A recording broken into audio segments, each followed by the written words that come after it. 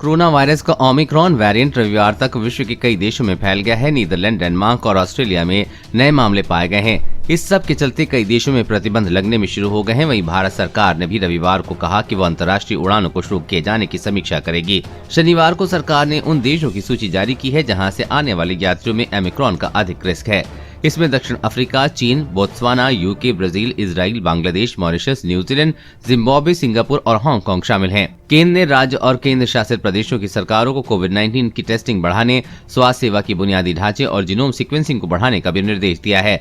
गृह मंत्रालय ने कहा है कि कोरोना वायरस के ओमिक्रॉन वेरिएंट के ग्लोबल सिनेरियो की समीक्षा करने के बाद ही केंद्र अंतर्राष्ट्रीय यात्री उड़ानों को फिर से शुरू करने के प्रभावी तरीके पर निर्णय लेगा।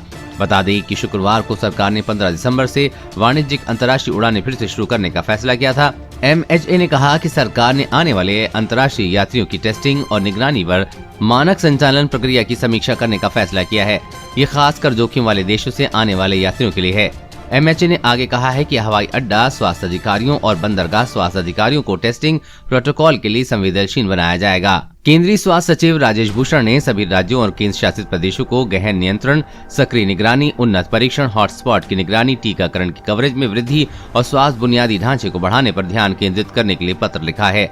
पत्र में भूषण ने कहा है कि रिस्की देशों के यात्रियों की स्क्रीनिंग और 14 दिन के क्वारंटीन के साथ राज्यों को हॉटस्पॉट या अन्य क्षेत्रों की निगरानी करना जारी रखना चाहिए जहाँ हाल ही में कोरोना पॉजिटिव मामले सामने आए हैं। केंद्रीय स्वास्थ्य मंत्रालय ने दिशा निर्देशों का एक सेट भी जारी किया है जिसमें भारत आने पर रिस्की देशों से यात्रा करने वाले यात्रियों के लिए RT-PCR टेस्ट अनिवार्य हो गया है।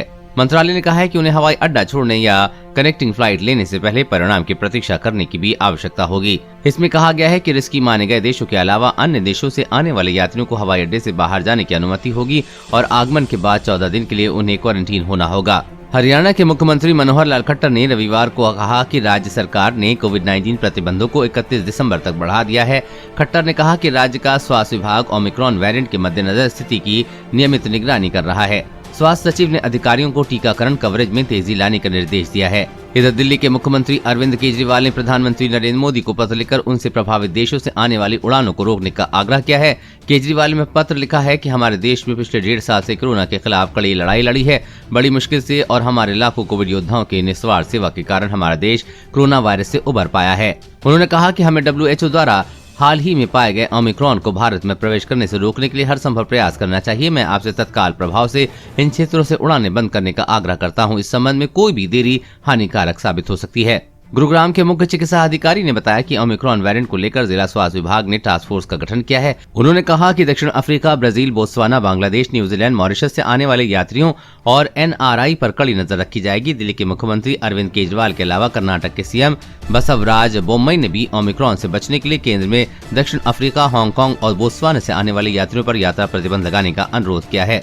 उत्तर प्रदेश सरकार ने भी हवाई अड्डों पर स्क्रीनिंग और कड़ी निगरानी तेज कर दी है। लखनऊ के DM अभिषेक प्रकाश ने इंडिया टुडे को बताया कि अंतर्राष्ट्रीय उड़ानों के लिए मुफ्त RT-PCR टेस्टिंग की तैयारी कर ली गई है और ये विभिन्न देशों से आने वाले लोगों के लिए अनिवार्य होगा।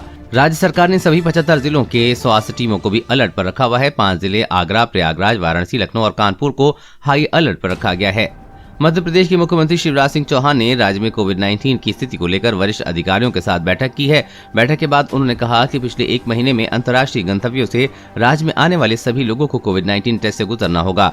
चौहान ने जीनोम सीक्वेंसिंग की संख्या बढ़ाने के निर्देश जारी किए हैं। वहीं उत्तराखंड के स्वास्थ्य सचिव डॉक्टर पंकज कुमार पांडे ने भी सभी जिलाधिकारियों को निर्देश दिया है कि कोरोना वायरस के ओमिक्रॉन वेरिएंट की आपात स्थिति को देखते हुए बाहर से आने वाले लोगों की कड़ी जाँच की जाए।